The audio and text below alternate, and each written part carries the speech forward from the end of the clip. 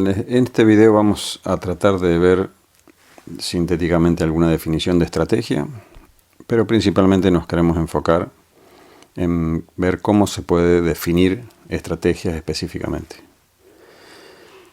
Sabemos que las estrategias se definen en diferentes ámbitos, no solamente en los negocios. Históricamente esto se ha hecho en la guerra, luego se ha trasladado a los juegos de azar.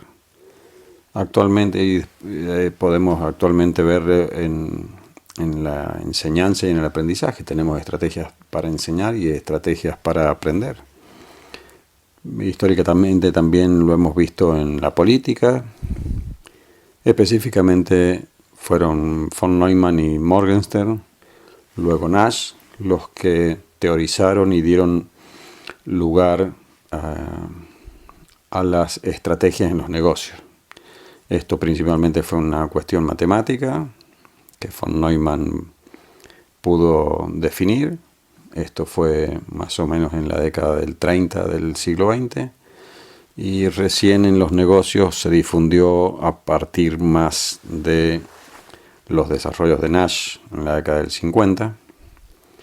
Por lo tanto, cuando empieza a ser esto difundido en la administración, empieza a ser en los 70, junto con las crisis generales de las ciencias y de los otros ámbitos y con el advenimiento de las nuevas teorías en la economía, la institucional y la evolutiva.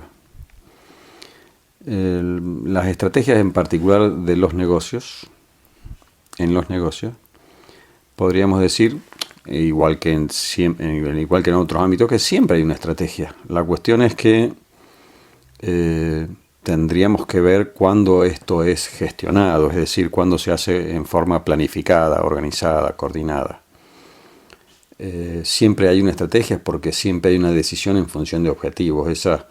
Esas decisiones que siempre realizamos las hacemos en función de algún objetivo más o menos explícito o implícito. La cuestión en la estrategia de los negocios es que tiene que gestionarse y para eso está la cuestión de la planificación. La interdependencia estratégica es algo que uno repite siempre y necesariamente forma parte de la definición de estrategia. Es decir, una estrategia no solamente implica un conjunto de decisiones hacia un objetivo, sino también tener en cuenta las estrategias, es decir, los comportamientos, las decisiones de los otros que intervienen en la realización de nuestro objetivo.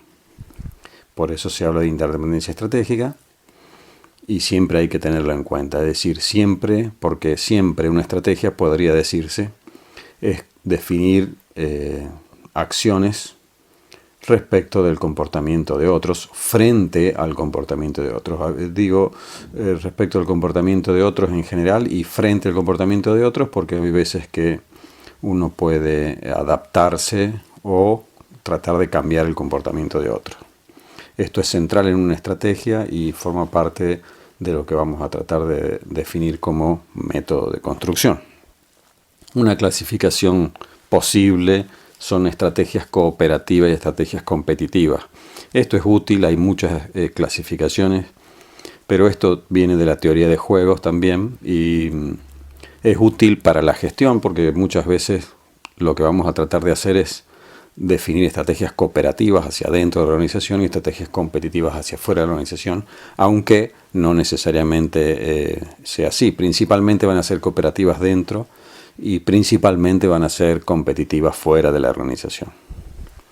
Los elementos de la estrategia, estos son cosas importantes para tener en cuenta para el desarrollo de una estrategia, para poder escribirla y desarrollarla y para poder implementarla. Obviamente que son los objetivos, hay toda una estructura de objetivos que uno tiene que tener en cuenta y eso la estrategia tiene que ser coherente. También va a haber una estructura de estrategia coherente con esa estructura de objetivos y esto tiene que ver con la planificación que se haga. Las metas son los objetivos medidos, por lo tanto también tiene que estar incorporados en esto. Las políticas son reglas generales que después van pudiendo también hacer una estructura de políticas que son criterios que muchas veces son valiosos escribir en una planificación. Las políticas son reglas de cómo se hacen las cosas. Luego, la coherencia con los objetivos de los stakeholders, esto tiene que ver con la interdependencia. Los stakeholders siempre son todos los individuos que participan en las actividades de la organización, no necesariamente que pertenezcan. Insisto siempre con estos ejemplos pueden ser los clientes o el Estado que cobra impuestos, todos son stakeholders, tienen una parte de las actividades de la empresa. Intervienen y son aquellos con los que vamos a intercambiar o hacer coherentes los objetivos complementarios o sustitutos y de la misma manera con las estrategias. Ahí es donde viene a tener sentido la interdependencia estratégica. La cuestión de lo aleatorio siempre está dentro de una estrategia, lo desconocido también, lo inmedible también, y eso forma parte de un ciclo donde uno define objetivos y termina implementando una estrategia con acciones y después revisa. Y es importante muchas veces no tener como cierto que los resultados han sido plenamente por una estrategia definida. Algunas cosas no son tan precisas y controlables. Los recursos y el contexto son básicos para definir una estrategia. Los recursos, básicamente los internos, y después el contexto es donde uno define el accionar de la empresa, y para eso es importante ver qué tipo de mercados y organizaciones se encuentran alrededor de la empresa. Estas definiciones frecuentes son básicamente, esta es la que desarrolla Mintzberg, pero es muy en línea con lo que usualmente se hace como definición de estrategia, es un patrón de acciones coherentes para realizar un objetivo, para el logro de esos objetivos y metas. Obviamente que puede anticipar a cambios en el entorno y acciones de los oponentes, que tiene que ver con eso de la interdependencia, por lo tanto tiene que ver con pensar cómo reaccionan los otros individuos que también tienen estrategia. Por eso dice de anticipar cambios. Esto obviamente es el cómo se logran los objetivos y metas. Esas son las estrategias, es otra forma de definirla. La incorporación implícita o explícita de las políticas es esto de las reglas, los valores básicamente, que pueden hacerse coherente con esto de los valores de la planificación estratégica que uno puede definir. Y ahí tenemos una definición de reglas que tienen que ver con las reglas que son los límites y criterios para la toma de decisiones, que muchas veces son contingentes porque se utilizan frecuentemente cuando no tenemos automatismo en las reglas. Es decir, hay veces que tenemos reglas que nos dicen precisamente lo que tenemos que hacer y no tienen demasiada alternativa. Frecuentemente utilizamos las políticas cuando hay contingencias, es decir, algunas acciones que tenemos que hacer frente a situaciones que probabilísticamente pueden ocurrir, pero que no lo podemos tener todo en cuenta porque no sabemos bien de qué se trata. Entonces ahí está la cuestión de la contingencia, y las políticas sirven para resolver esas situaciones poco previsibles que generan conflictos y por lo tanto se pueden estar oponiendo a las acciones u objetivos, y ahí es donde las políticas son fuertes para tomar esas decisiones. Por eso esas políticas son buenas incorporarlas en las estrategias. La característica importante de una estrategia es que tienen que ver con las respuestas posibles del oponente. Esto es de la interdependencia que estamos hablando siempre. Y esto es porque básicamente ese oponente puede afectar sustancialmente el resultado deseado. Esto ya lo dice Mintzberg y es algo usual. Y es lo que insistimos siempre con la cuestión de la interdependencia estratégica.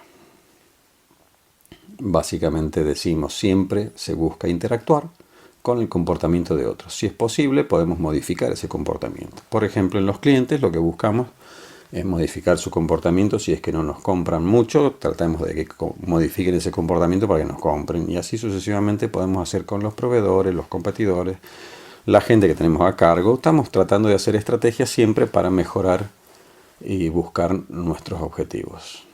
¿Cómo se escribe la estrategia? Porque esto es útil para explicitarlo y forma parte del plan, y como un método, siempre es el método de escribir, eso es lo que se hace en planeamiento estratégico, para poder después reflexionar y mejorar. Siempre lo primero es enfocar el objetivo, que tiene que estar dentro de una estructura. Siempre hay que mirar todos los stakeholders que están alrededor de la cuestión para ver cuáles son los comportamientos y tratar de predecir algunos comportamientos que pueden ser útiles para lograr el objetivo, algunos que habrá que tratar de modificar o esquivarlos en todo caso. El diagnóstico de la empresa siempre tiene que estar. El diagnóstico, eso ya lo veremos en un FODA, el diagnóstico interno y externo, que nos va a posibilitar definir una posición dentro de ese contexto de nuestras posibilidades, y eso es lo que va a poder definir las alternativas de acción. Se seleccionan dentro de esas alternativas una alternativa que sea la que esté mejor posicionada para lograr el objetivo, y eso va a estar en función de todos los elementos que uno está haciendo dentro de la planificación estratégica, es decir, la coherencia junto con todos los elementos que tenemos dentro de la planificación. Siempre cada estrategia tiene que estar en coherencia con toda la planificación, igual que los objetivos, igual que los valores, las metas, las políticas. Luego no puede perderse esa coherencia, y el diagnóstico es importante. Ya hemos dicho siempre que el diagnóstico es algo continuo, que siempre se va perfeccionando. Lo mismo pasa con el planeamiento estratégico y todas las herramientas de planificación. No quiere decir que los objetivos, por ejemplo, los cambiemos todo el tiempo ni las estrategias, pero hay que consolidarlo y siempre hay un ciclo. Hay cosas que son más perdurables que otras dentro de la planificación, pero hay que tener coherencia y la cuestión del ciclo de la mejora de la planificación. Obviamente que un ejemplo básico es que si estamos en un mercado competitivo no podemos pretender que la demanda aprecie una diferenciación de producto. Es decir, en un mercado competitivo hay un solo precio y nosotros nos tenemos que ajustar ese precio, y aquí la estrategia es de adaptación, y de adaptación con mínimo costo, que es el costo que tiene el resto. Si uno no cumple con eso, desaparece el mercado. Esto es un ejemplo de la visión del paradigma, que también se le dice paradigma, de estructura, comportamiento, resultados. Eso quiere decir SR, estructura, comportamiento, resultados, donde uno mira la estructura del mercado, como por ejemplo mercado competitivo, mercado monopólico, etcétera, etcétera, y define de esa manera cuál es la estrategia. Si estamos en un enfoque más innovador, más tipo schumpeteriano, se deja de lado ese enfoque y lo que se hace es buscar el enfoque comportamiento, estructura, resultado. Es decir, primero el comportamiento y después la estructura, porque con el comportamiento lo que se busca es definir un monopolio temporal exclusivo, para que después, la imitación de ese ciclo schumpeteriano, la destrucción creadora, después nos imitarán, pero nosotros ya hemos innovado nuevamente, y así sucesivamente. Pero esa es la búsqueda del innovador. De todas maneras, la estrategia en este caso sería permanentemente innovar y acumular conocimientos para permanentemente innovar. Otra cosa que no podría hacerse para definir una estrategia es, por ejemplo, dentro de la visión de la empresa en la tipología organizacional, los tipos de organización, no podemos decir que vamos a hacer una estructura organizacional innovadora y al mismo tiempo definir en forma vertical la supervisión directa como mecanismo de coordinación. Esto no es coherente. Una organización innovadora tiene más bien una estructura horizontal donde todos participan, cada uno con sus habilidades. Estos son ejemplos de cómo se pueden ir definiendo las estrategias. Reducción de costo y diferenciación de producto, esto es lo que sale normalmente en los manuales de marketing, pero claro, esas son las únicas genéricas que se pueden definir frente a los consumidores en un mercado de competencia. Por lo tanto, y de competencia monopolística, ni siquiera de competencia perfecta. Por lo tanto, lo tenemos que tomar como ejemplos, y que son obvios ejemplos de estrategias en ese tipo de mercado. En otra estructura de mercado pueden ser diferentes las estrategias. Si yo estoy en un mercado oligopólico, es obvio que voy a tener que puedo hacer guerra con el otro, etcétera, etcétera. Otros tipos de estrategias que pueden surgir en tipo de mercado de competencia monopolística puede ser, en términos tecnológicos, adelantarse o seguir a algunos de los diferenciadores de producto. Por último, hacemos las últimas consideraciones en este video. Decimos que si estamos en un modelo más schumpeteriano de innovación, necesariamente tiene que ver las estrategias con las formas de adquirir y procesar el conocimiento, tanto afuera como adentro de la organización. Cualquier estrategia que tenga que ver con el conocimiento tampoco puede evitar estrategias de pertenencia a redes de conocimientos, relaciones de colaboración, participación en foros a distancia o no. La conectividad del conocimiento es totalmente necesario. Eso es una estrategia imposible de evitar si estamos en un modelo más tipo schumpeteriano. Luego, es importante algo que dijimos previamente: lo inmedible, lo aleatorio y lo desconocido no puede asegurar que los resultados de unas estrategias que hemos definido, sean buenos o malos esos resultados, sean plenamente resultados de esas estrategias. Es decir, siempre hay que volver a reconsiderar todo. Esto tiene mucho que ver con la definición de los problemas, que ya lo estuvimos viendo previamente, y con el ciclo de la definición de problemas y objetivos. Bueno, con esto se puede disparar alguna actividad de definición de estrategias y considerar estrategias específicas en cualquiera de los estadios y cualquier área de la empresa que está haciendo su planeamiento estratégico.